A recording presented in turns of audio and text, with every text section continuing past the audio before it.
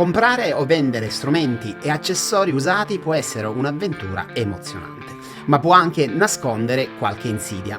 Oggi voglio condividere con voi alcuni dei consigli pratici frutto della mia esperienza per evitare brutte sorprese e fare affari in tutta sicurezza. Parleremo di come evitare truffe, quali metodi di pagamento utilizzare, come valutare correttamente il prezzo di strumenti, accessori e molto altro ancora. Io sono Leonardo Toro e questo è Like an Amp.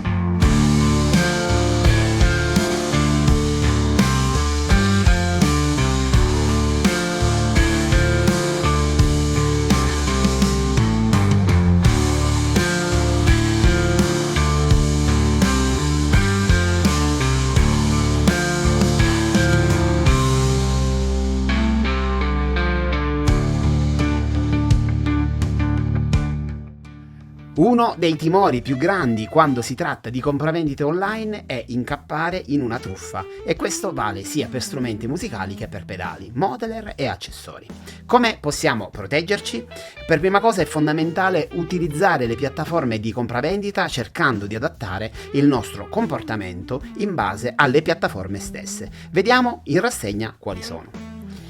Se questi argomenti ti interessano, ti invito a iscriverti al canale. In questo modo non perderai i prossimi video e mi aiuterai a far crescere questa fantastica community di appassionati. Reverb è una delle piattaforme più famose e utilizzate a livello mondiale per la compravendita di strumenti musicali e accessori. Offre un sistema di messaggistica interna che ci permette di dialogare con i clienti o i venditori in maniera affidabile e sicura, insieme a un sistema di feedback e recensioni che ci aiuta a capire chi abbiamo di fronte. Ha anche un sistema interno di pagamento chiamato Reverb Payments, che protegge venditori e acquirenti da possibili truffe. Tutto questo però presenta un conto piuttosto salato, il 5% circa di commissione sulle vendite più il 2,7% per ricevere i pagamenti tramite Reverb Payments.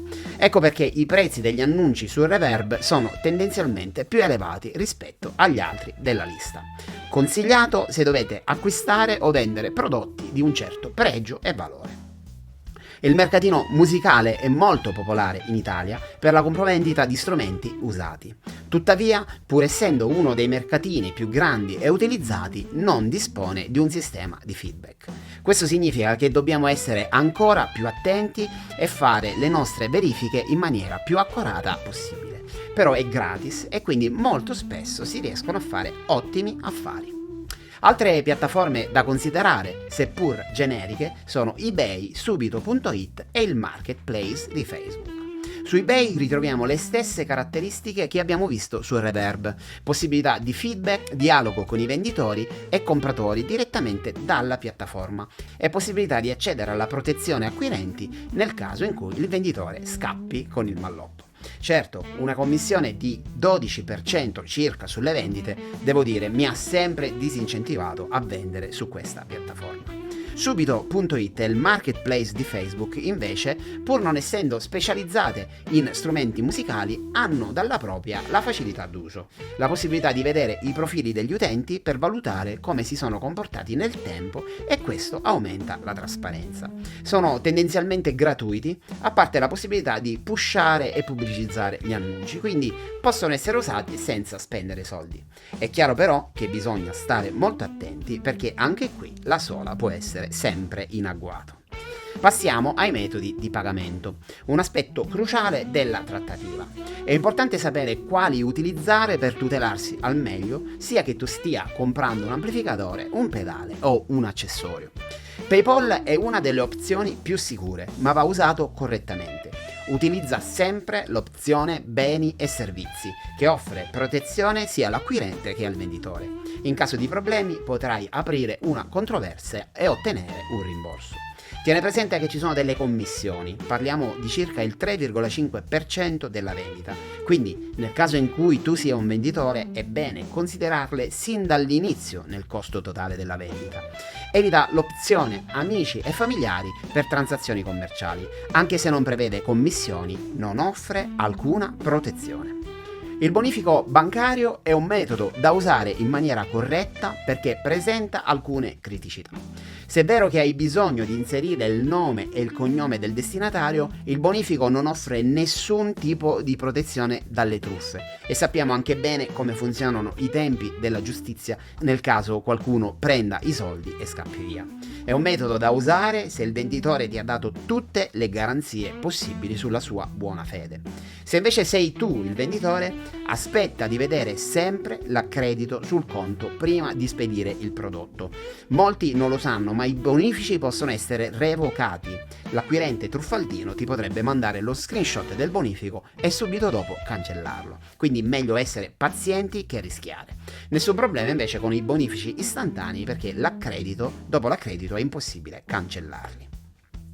Anche l'uso della PostePay deve essere fatto con molta attenzione. È un pagamento non tracciabile e non offre alcuna protezione in caso di problemi. Alla stregua del bonifico è come consegnare contanti a uno sconosciuto, quindi assicuratevi di aver raccolto tutte le informazioni necessarie se avete deciso di pagare con questo metodo di pagamento. Bene, cosa controlliamo quando acquistiamo un prodotto? Come acquirenti sappiamo che è importante raccogliere tutte le informazioni possibili, ovviamente senza sembrare dei pazzi scatenati che chiedono mille informazioni, ma i soldi sono nostri e quindi dobbiamo essere cauti. Prima di tutto assicuriamoci che ci sia un buon numero di foto del prodotto che vogliamo acquistare. Se l'inserzione indica la dicitura come nuovo, possono bastare 3-4 foto. Se il prodotto è invece usato, magari è bene chiedere se ci sono segni di usura in giro e farsi mandare qualche foto più dettagliata. In sostanza, non esitare a chiedere qualche foto ulteriore se necessario, e se il prodotto ha anche un certo valore, come chitarre o modeler di fascia alta, un video del prodotto con il venditore che te lo descrive è un modo per assicurarti che la persona che sta dall'altra parte sia reale. Un altro elemento importante da valutare è che il prodotto non sia contraffatto o rubato. Per quanto riguarda la contraffazione delle chitarre, ci sono diversi siti online che permettono di verificare il seriale. In questo modo si risale all'anno di produzione e si confrontano le caratteristiche dello strumento per capire se combaciano. Se tutto è coerente, probabilmente ci troviamo davanti a un prodotto legittimo. Riguardo gli strumenti rubati, invece, ci sono online molti database dove gli utenti che hanno subito un furto inseriscono i dati dei propri strumenti. Provate a cercare strumenti rubati su Facebook o strumenti rubati database su Google e troverete un sacco di fonti come questa. In linea generale, se il prezzo per un prodotto che state cercando è troppo basso per essere vero, probabilmente non è vero. Per i venditori, il miglior consiglio che vi posso dare è quello di essere disponibili e avere pazienza. Quando decidete di mettere un prodotto in vendita, fate un buon numero di foto. Fate un video dove dimostrate che il prodotto funziona e descrivete in maniera chiara e esaustiva se ci sono difetti.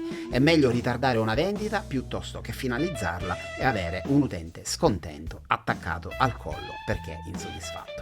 A parte il fatto che non è etico, in questo modo non andrete incontro a una perdita di reputazione. Adesso parliamo di come stabilire un prezzo di vendita o di acquisto.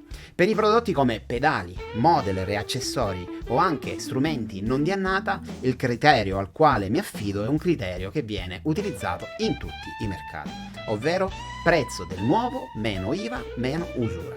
Ad esempio, se un pedale nuovo costa 200 euro, togli l'IVA e considera l'usura per arrivare a un prezzo dell'usato ragionevole. Per strumenti e prodotti vintage o di pregio, pedali in edizione limitata o fuori produzione, la situazione è ovviamente diversa. Qui entrano in gioco fattori come la rarità, la domanda sul mercato, le condizioni e l'anno di produzione. In questi casi il prezzo non segue la logica del nuovo meno usura, ma è determinato dal mercato dei collezionisti e degli appassionati. In questo caso una ricerca approfondita su siti specializzati, aste online e forum di appassionati è necessaria. Riverba, ad esempio, permette di vedere le vendite passate di prodotti simili, aiutandoti a farti un'idea più precisa del loro valore attuale. Bene, adesso parliamo di un cavallo di battaglia in tutte le mie vendite online. Ragazzi, le spese di spedizione sono un costo. Non chiedete di includerle perché non è giusto. Piuttosto chiedete uno sconto, ma non trattate sulla spedizione. Anche perché questo è un aspetto fondamentale. Se andate a erodere quelle spese, gli imballi verranno fatti alla carlona mettendo a rischio l'integrità del prodotto. Io ad esempio per prodotti che valgono più di un centinaio di euro chiedo sempre la spedizione assicurata, sia da cliente che da venditore. In questo modo se ci sono smarrimenti o danneggiamenti al prodotto vengo tutelato più facilmente. Da venditore assicurati che il prodotto sia imballato correttamente. Se stai spedendo un pedale, utilizza una scatola resistente e avvolgilo col pluriball. Riempi gli spazi vuoti con materiale di riempimento per evitare movimenti durante il trasporto. Per strumenti invece come chitarre o bassi, utilizza una custodia rigida oppure una scatola apposita.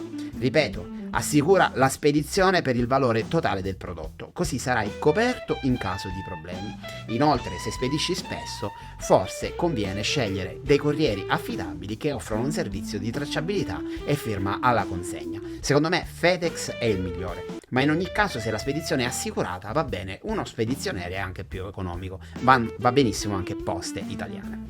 A proposito, ricordati sempre di fare una foto al pacco aperto con il prodotto in bella vista ed al pacco chiuso ed imballato con l'etichetta bene in vista. Ti potrebbe servire in futuro quando qualcuno proverà a truffarti dicendo che dentro il pacco non c'era niente. Giusto Marco? Parlo proprio con te. Una buona comunicazione è fondamentale per evitare malintesi. Per le piattaforme che non prevedono sistemi di pagamento e rimborso interni come il mercatino musicale e Facebook Marketplace, avere il numero di telefono della persona con cui stiamo trattando è essenziale. Questo ci permette di stabilire un contatto diretto, chiarire dubbi e aumentare la fiducia reciproca. Ricorda però che su piattaforme come Reverb e eBay è contro le regole scambiarsi informazioni di contatto personali al di fuori del sistema di messaggistica interna.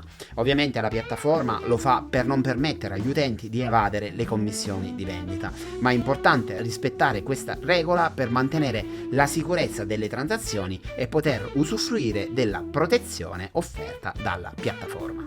Salva tutte le conversazioni. Concorda tutti i dettagli prima di procedere. Prezzo, metodo di pagamento e condizione di spedizione. Mantiene un tono cordiale e professionale. La gentilezza facilita la trattativa e aiuta a risolvere eventuali problemi che purtroppo possono accadere. Ora vi racconto un aneddoto. Una volta mi è capitato un episodio piuttosto curioso quando stavo vendendo una chitarra. Un tizio che sembrava veramente interessato mi ha chiesto di incontrarlo alle 22 nel parcheggio di Leroy Merlin, quando era evidente che a quell'ora non ci sarebbe stato nessuno in giro. Ovviamente ho rifiutato, ma lui continuava a fare proposte ancora più strane e insistenti. Alla fine ci siamo accordati per vederci nel box di casa sua. Non so perché, ma mi sono fidato e sono andato. Arrivato lì, subito mi accoglie con un fare un po' agitato, dicendomi: presto, prendi la chitarra dalla tua custodia e mettila in questa custodia qui. Perplesso gli chiedo: ma scusa, non vuoi anche la custodia della chitarra? E lui quasi nervosito: no, metti subito la chitarra qui dentro. A quel punto ho iniziato a pensare: ecco, adesso mi frega la chitarra e io resto a mani vuote. Con un po' di esitazione faccio come dice, infilo la chitarra nella custodia. Lui velocissimo mette la mano in tasca, mi ficca i soldi in mano e senza dire una parola scappa via con la sua custodia e la chitarra. Io rimango un po' basito, salgo in macchina e me ne vado ancora confuso da tutta quella situazione così un po' strana. Dopo qualche ora però ricevo una sua telefonata e mi spiega: guarda, scusa per tutta quella scena assurda, ma ho un certo numero di custodie di chitarra in salotto e ogni volta che prendo una chitarra nuova la faccio transitare da lì. In questo modo mia moglie non si accorge di quante chitarre ho in casa. Ora, quella volta è andata bene, ma ecco, vi consiglio di non fidarvi e non fare mai incontri strani in posti rischiosi per una vendita. Scegliete sempre un incontro in un luogo pubblico, non isolato, ben illuminato, in questo modo sarai al sicuro da ladri e persone con cattive intenzioni. Bene ragazzi, oggi abbiamo imparato che la chiave per una trattativa di successo è la fiducia reciproca, basata su trasparenza e buona comunicazione. Che si tratti di una chitarra vintage, di un pedale boutique o di un accessorio, ricordati che dall'altra parte c'è una persona con la tua stessa passione per la musica. Costruire relazioni positive può portare a future opportunità e arricchire la nostra community. Concludo il video facendovi un piccolo spoiler di quello che vedremo nei prossimi video. Inizieremo la Quad Cortex School, una serie di video per vedere come è fatto questo prodotto e cosa possiamo tirarci fuori. Poi vedremo anche la review del Nux MG30, 3 anni dopo l'uscita è ancora un buon investimento? Poi vedremo una review confronto tra tutti i pedali zoom della serie MG Plus, il 50, il 70, l'80 IR e il 200. Ancora la review confronto tra l'Ava Mi Carbon 4 e l'Ava Mi 4 in spruce legno. Infine la review di Tonex con il nuovo aggiornamento che include gli effetti.